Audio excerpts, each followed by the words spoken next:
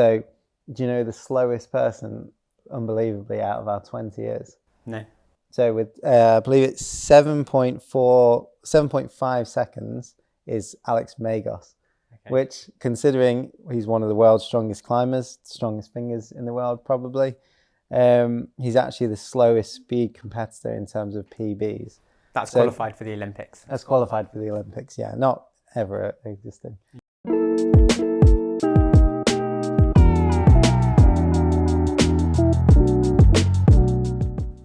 Hello and welcome back to another episode of Ask Lattice. Today, me and Ollie are going to be talking about what to expect from the Olympics. So obviously it's the first Olympics where we've got climbing in it, and it's a really exciting time, but there's quite a few elements of it that a lot of people don't know about. So we're going to try and cover some of the basics of what's going to happen in the Olympics, and also some of the people that we're hoping to look out for. And I think there might be some surprise results, so it'll be quite interesting. I've done a fair bit of research into the Olympics and the format and the athletes as well. So I'll try and cover some of that. But Josh, you're relatively new to what's going on in terms of, obviously you follow the World Cups, don't you? But in terms of this Olympic setup, you're not as clued up, are you? No, yeah. So I'd be interested to see what your predictions are and also explain a little bit about how it's going to work and the triple format that we're seeing. Yeah, and you might see me looking over here briefly. It's because I've got a whiteboard just with a few reminders on. There's a lot of names going in, particularly some that I haven't heard of either. So it's quite a good little trigger for me to remember who's who and where do they rank in what order. So first of all, the format, I guess. We should go through that first. Yeah, so we've got the triple. We've got lead, speed and boulder. But it's in a specific order, isn't it? And is it speed first? Yeah, so speed first, then we go into boulder, and then we go into sport. Okay. And it's interesting, isn't it? A lot of people are describing us as the climbing triathlon. But for us as people that are really interested in the physiology, it is very different, isn't it? Like two of them are quite close and the other one's very separate. Yes, but also I think the boulder has got that like much more, I want to say, problem solving, like skill element, thinking on your feet. But the speed is just a set climb which people have been competing on over and over and over again. So they'll have done it thousands of times. It's a bit like the 100-meter dash where it's the same course, it's fair playing field, everyone's just going at it.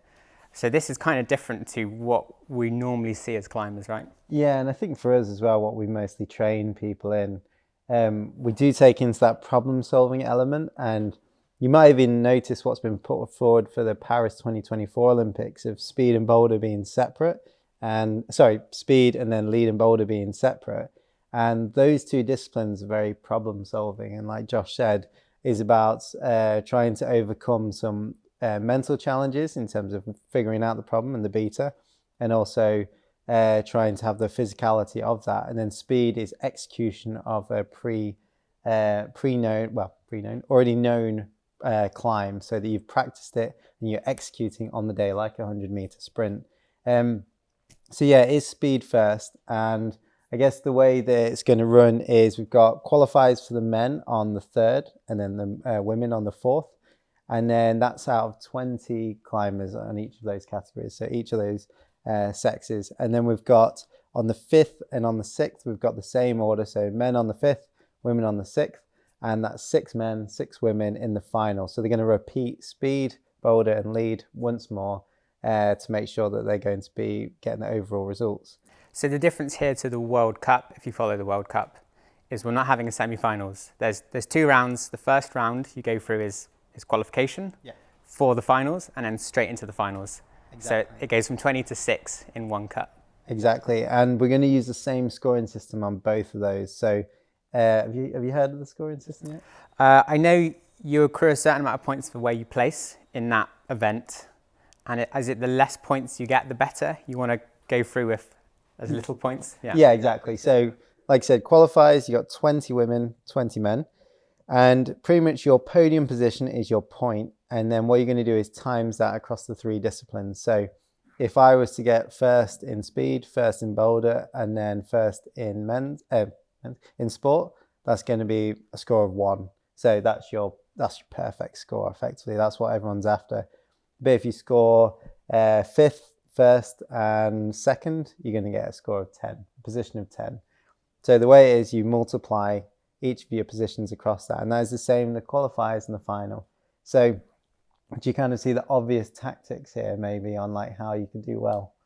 So you obviously want the lowest multiplication in at least one of those rounds, right? So this is where it's interesting, where speed climbers or like people that have been specialised in that discipline have been placing really high on the combined discipline, even if they're not quite doing the as high a scoring in the other two rounds. Exactly, yeah. So we've got two different ways really to get a low score. You've got being a very, very top level specialist, and like Josh said, pretty much if you score first, that's a mark of 1, and then you've just got to multiply the other two scores.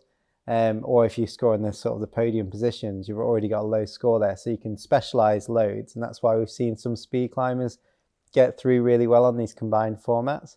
Or you can be really good across the board, and that means you're going to get a mixture of combinations of scores. So if you score third, but then first and ninth, for example, then they're going to end up with the same scores. If I figured out my calculations correctly, probably not. No, third and first and ninth. So there's a couple of different ways of doing it. And obviously you can see that it gets quite complicated. So you need to follow it as you go along. And it's really important to kind of like make sure that you're not getting a really low score on any areas. So we cover speed first and what's involved. Yeah, so what is the speed event? Am I right in saying it's 12 meters? 15 meters? Yeah. And it's 5 degrees overhanging, yeah, I think. And what are the sort of times we're seeing put down in this 15-meter climb? So originally it's around 6B plus, isn't it? Is the route, and yeah. But if you do it in the fastest way possible, I believe I've been told it's around 8A plus in difficulty. So sport 8A plus grade if you just use the holds that the actual guys use. The fastest competitors, yeah. Exactly, yeah. So to give you an idea, the world record is around 5.2 seconds. And that's obviously pretty flipping fast, isn't it? Yeah. But when we look across the board on who's involved in this 20 competitors, you'll notice that actually some of the people that you'd put your money on originally in the combined format with the boulder and sport are actually some of the slowest. So do you know the slowest person, unbelievably, out of our 20 is? No. So with, I believe it's 7.5 seconds is Alex Magos, okay. Which, considering he's one of the world's strongest climbers, strongest fingers in the world probably, he's actually the slowest speed competitor in terms of PBs. That's qualified for the Olympics. That's qualified for the Olympics, yeah. Not ever existing. Yeah. So 7.5 is still amazing, and in a lot of national competitions that would do really, really well, but in this 20 competitors he's seeded last as a speed competitor. 19th is Adam Ondra. Oh, no way. So once again we've got another person who is going to do extremely well in the other two disciplines, scoring at the bottom of the ranking in the speed. So who are the other people that we're seeing as potential competitors for the overall ranking? Is someone like Tomoa, and he's going to have a score of 6.2 seconds. 6.2 seconds, yeah, as a PB. Yeah. And I believe that comes out 5th out of the 20. So obviously someone who's already really good at boulder, pretty good at sport or lead climbing, and he's done pretty well on speed as well. So obviously as a combined athlete, he's going to be very, very competitive. So you might correct me here, but I believe that like the second move in speed, which is often done by at least the male competitors, is called the Tomoa skip. Have you heard of this? Oh, I'm not sure I've heard of it. So I thought it was the Reza skip. Okay, right. Maybe you can correct us in the comments if you know what the actual term for this is. But I thought it was the Tomoa skip, and this is where, as you were saying, it started off as it's about 6B plus in difficulty if you're just to climb it like in any way you want. But if you're climbing it the way these athletes are, they're skipping holds and they're doing like these crazy moves. So the Tomoa skip is like a foot hand match on one hold and dynoing off of it to the 4th hold maybe on the route. Yeah. And this is what makes it 8A, I guess. Yeah, I mean, if you ever try it, it's really worth giving it a go, just trying it at the beta, even just for a couple of moves, the way these guys do it. If you're a really keen boulderer, it's a really good way of becoming more dynamic. But it's so coordination based, and it is really good fun. So have you done it? Have you tried the route? I've tried the route quite a bit. Yeah, actually, I have a few athletes that I train doing this, and I did get involved, and I was much, much slower than these World Cup competitors or Olympic athletes. So I'm not going to tell you my times, but it is really good fun, and it's surprisingly tiring as well. Just doing laps on that is pretty hard. So these guys are actually going to, guys and girls are actually going to be doing it on heat, so back to back. So even though they might not score the fastest time on the day, as long as they beat the person they're against, that's going to get them through in a much higher mark. So on the female side, we've got Yanya with 7.9 seconds. We've actually got the world record holder who's got 6.9 seconds competing in the 20 competitors. But Yanya, who's probably our favourite, we'd probably say. For the combined? Combined. Yeah, sure. She's got 7.9 seconds. That puts her in 5th. But then it's really interesting here. Miho, who actually got a podium in the Salt Lake World Cup recently in speed alone, is another really competitive athlete in the combined. She's got 8.25 seconds and is 6th in the overall rankings. A couple more, for example, Brooke Rabatu, 9.12 seconds, puts her in 13th. And Shauna is just behind her. Shauna Coxey is just behind her in 14th as a seeded ranking. I would like to say as well, thank you to UKC, because I've got loads of information, and it's worth visiting their Olympic format setup here, because they've got some good systems on how to seed the athletes. It's worth checking that out for more details. Cool. I wanted to ask, do you think there's a difference? Can you see a difference in any of these athletes in their preparation already? So I think what's interesting about Miho in Salt Lake is she started podiuming on speed, but perhaps maybe didn't do quite as well in Boulder as we'd have expected her to do in that event. Do you think she's going for an approach to be a bit more level through the combined? And do you think someone like Migos or Andra have just like stuck to their guns and specialised, or stayed in their disciplines a bit more? I think all competitors have got on the speed climb quite a bit, even those that weren't against it. But I think depending on what nation you're competing for, I think there's a different ethos in each nation and each team, and also the type of competitor you are. You've pushed that speed practice further and further back, or brought it forward.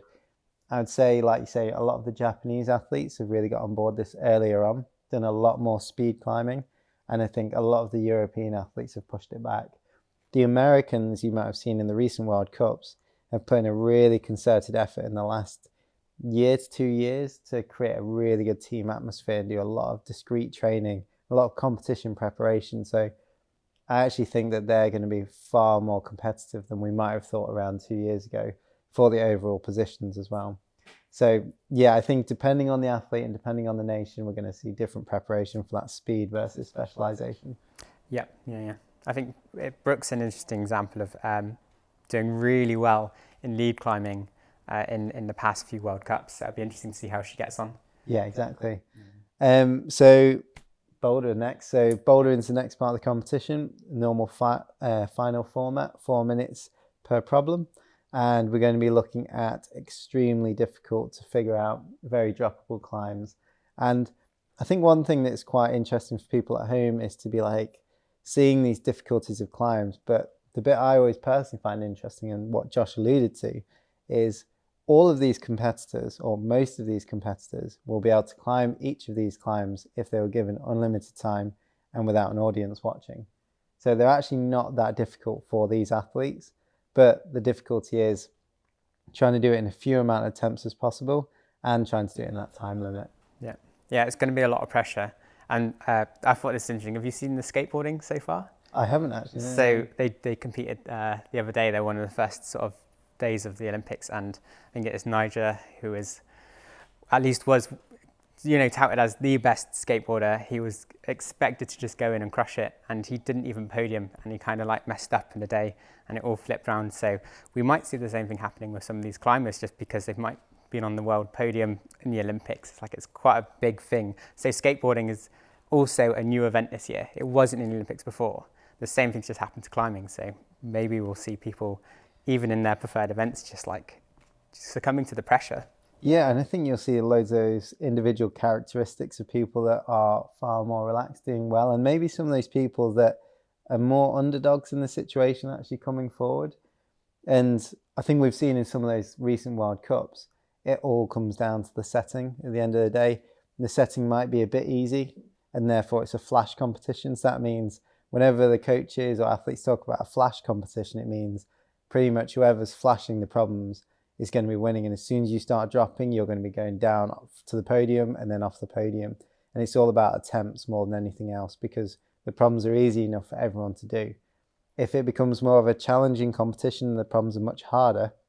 You'll see something like, I believe it was the second Salt Lake World Cup, where we had, I think it was one top and one zone, something like that, for the first place, for the men's anyway. And it means that you're going to be a lot more about how far you get up the wall. And it doesn't matter so much about attempts, it's going to be about zones and tops. So what you're looking for is how many people are going to get to the top. And if you start seeing loads of tops happening, is how many attempts really. And then the zones as well. Yeah. I was just thinking again, with you saying it comes down to difficulty in attempts. Do you think it's going to be a softer set because of the weather? It's so hot at the minute over there. Like watching all these events, everyone's just like in a furnace. And obviously when it comes to boulder, it's all about intensity and like difficulty. So conditions are going to make the biggest impact in this such marginal part of the event. Yeah, it's a really, really hard one for the setters, this, because obviously a lot of the styles of holds these days are very macro holds, so very big and friction dependent. So they've got to take into account the conditions. Obviously we saw in Innsbruck earlier in the year that they had a lot of wet weather as well, and they were just throwing chalk onto holds. It was really slippy. So they need to take this into account, but if they get it slightly wrong, it could change the competition and flip it on its head. So I'm not sure how it's going to play actually just yet, because for me, the setters versus the climbers, it's a game of cat and mouse. So every time the climbers start to get better or get really used to a certain style of move, the setters need to change direction and sort of duck and weave around the competitors' abilities. So you might have seen this around a year or two ago with crack climbs being brought into competitions. A load of the competitors that hadn't done much outdoor climbing or less of it in that style didn't know how to climb it. It was a great tool for the setters to use. Now everyone's used to it. Are we going to see any more of that again in the future? Maybe a bit, but not as much as we thought we might.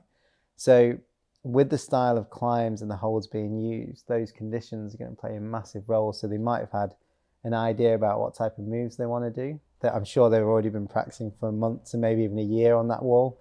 But moving forward, I'm not sure what kind of competition it's going to be. They might have to tweak it like the day before based on weather. Yeah, last minute changes. So who's your favourites for the boulder event?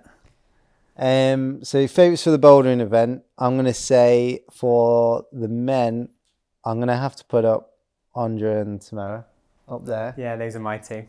And sure. I would actually put the person who's ranked second as overall in climbing competitive history for boulder is Jan Hoyer.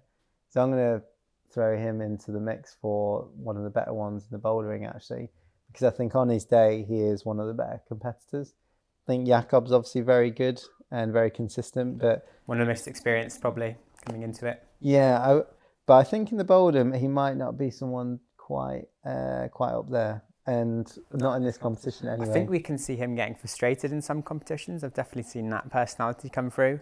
Yeah. Where like other competitors might be just a little bit more calm. Like Tomoa seems to always just be very calculated, and maybe that will play off in the Olympics. Yeah, and I think we should, I'm not as clued up on who's better at performing the heat, but we've got to take that into consideration, and the style of competition and style of movement we're expecting. So first bouldering competition in the Olympics, it's got to be spectacular. So whoever's good at that dynamic poppy style will probably come out on top here, because people want to show, and the setters are going to provide that.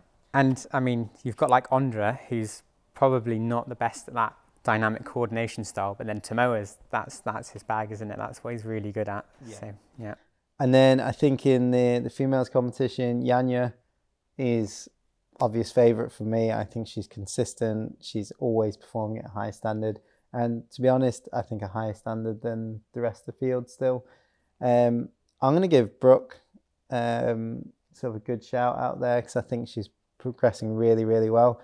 Depending on the style of setting, I think she'll do amazing. If there's any T-nuts on the wall for her to stand in, she's definitely going to be doing really well. Yeah. And then I would going to say Miho is going to come out as well. I think she'll do well in this. She's very relaxed. She's on top of things, and hopefully being a home Olympics isn't going to play with the head too much. Yeah, more pressure if anything. But yeah, hopefully she'll do well in this and have a good showing. So lastly is the lead climbing. So 6-minute cut-off time. It's going to be a long, steep wall. And we're looking at somewhere between 40 and 60 moves. So pretty much the higher up you get, the more points you get. And the really nice images they have now in the World Cup series, which you'll see in the Olympics, I'm sure, is a little tally up. So every move they make, they'll get an extra score, and you'll see them working up the wall. And every attempt of holding a hold in control and making a movement off it is a plus score. So you'll see 26 or 26 plus, depending where they held it and moved off. So I think for that, it's a really nice thing for people to watch. And having it as the final thing will add a lot of drama. And even though you might have some favourites in this, I don't know if you saw that recent competition with Andra slipping off. Yeah. Right at the beginning, it was kind of unexpected. He actually did it twice. Yeah. The second time he didn't hold it. Yeah, and I'm not sure if he was distracted with what was going on at home in his home country, or whether he just wasn't feeling it on the day, but that really means it can flip its head. It was also like a thunderstorm at the time, raining a lot. So yeah, maybe conditions also got the better of him. Exactly. So this will be the final bit of the competition. And same thing again, I'm going to say Yanya for me in this, and maybe Jessie Piltz for 1 and 2 in the women's on the lead side. And then the men's, I'm not sure actually. I think what I'm going to about Brooke though? Brooke's done really well in lead recently. Yeah, I'd throw her into the mix. I mean, she's pretty new to that side of the competition, particularly even as an adult. But I think her experience as a climber is just showing really, really well in this season. Yeah. And then Andre Jacob. And then I'm not sure tomorrow will podium in the lead, but I think he will get a good enough score for the combined, which will be really good to see. Yeah. I think Shauna will do pretty well across the board. But it's really hard to judge her form at the moment, just because of she's had quite a few difficult months with different things going on for her in terms of injuries and so on. So I'm not sure about her form right now, but it's a tough call. Yeah, hopefully she'll pull it out of the bag and perform to her best, which is what everyone here in the UK is psyched for, at least. Yeah. So yeah, obviously you've got the qualification round, and then they've got to go through it all again in the final. So 6 men, 6 women. So actually what might be playing in their favour in this circumstance is there's not a semi-finals round. So these competitors will be used to doing the combined format, because this has been a feature of a lot of the World Cups recently and in the qualification events. So they're used to doing the combined format where they might have done a qualification, a semi-finals and a finals with all 3 events. That's a lot of climbing, but it's still a lot of climbing now. How is that going to play into how they're performing in that final event? Yeah, so normally they'll be doing those disciplines individually, and then they'll be brought forward for the combined final. And usually they'll be doing those different disciplines, like you say, qualification, semi for boulder, and then final for boulder again. And I think they'll all have trained specifically for the recovery needed for this just qualification and final round. But I think it will put a lot more pressure on that qualification in itself, because sometimes you see this a lot in competitions, and I know domestically we get this a lot, where athletes feel like they've made it when they get to the finals, and they relax, which can either help them or hinder them in the finals. So I think a lot of the pressure for these athletes is to make sure they get through that qualification. And what I'm really hoping for is those athletes that really want to stand out, and we know that will be really good to provide us a good final, actually get through and they don't make any mistakes. Because one thing that's really interesting is obviously the qualifications has been intercontinental, so continental championships. So we've got a lot of variety in the type of athletes coming, and they might not be a normal World Cup finals list. So we're going to see a big mixture of abilities, but the problems and the routes involved are still going to have to be at that top level. So I think for men, it's around 8C plus to 9A that they're trying to on-site in terms of that lead climbing route. And for women, it's around 8B plus to 8C plus, sort of in that grade range. So I think some of the competitors that have qualified might find that particularly challenging, but it's really going to separate the field in terms of the top athletes. Particularly those speed climbers, which maybe have not actually had as much experience in the lead climbing and bouldering. Yeah. They're going to be going into very quickly an event where it's absolutely world-class difficulty. Yeah, exactly. And I think this is why it's really important that that qualification round allows us to get through those athletes that might really struggle in the final, provide us with a good spectation. Good thing to spectate for people watching the Olympics. And in that final 6, we've got a load of athletes that can really perform and show off, because we want a nail-biting finish. And I know us here at Lattice, we're going to get together, have a barbecue and put it up on a big projector on the finals day. And we're really psyched to have sort of a full day of watching, going through and seeing who's going to come out on top. Nice. So who's your prediction for first or the podiums? What do you reckon? I think... Or who do you want? It's got to be Yanya for the women, I think. She's just consistently like up there, almost untouchable in lead climbing, I think. And she's in, some of those boulder competitions, she's been untouchable as well. And seeing how well she's doing on the speed, it's a bit of a no-brainer for me to put my money there. And then, I've just got to say Adam Ondra for the men's. Just again, like, he's up there in bouldering and he's up there in lead consistently. And I think as long as he can have a good speed run, then it's going to be in the bag for him as well. Cool. All right, there you go. That's who you're going to go to the bookies and put your money on, based on Josh. And if you have any problems, you can email him afterwards and ask for your money back. Cool. So hopefully that gives you a little bit more information about the format involved and who we've got sort of in our seedings and ordering of who we expect to do well. And hopefully we'll do an analysis afterwards. Yeah. We're looking to get some setters in to talk about the Boulder Pump set, and we'll try and give you a load of information after the event as well. All right, thanks very much for watching. Cool. See you next time.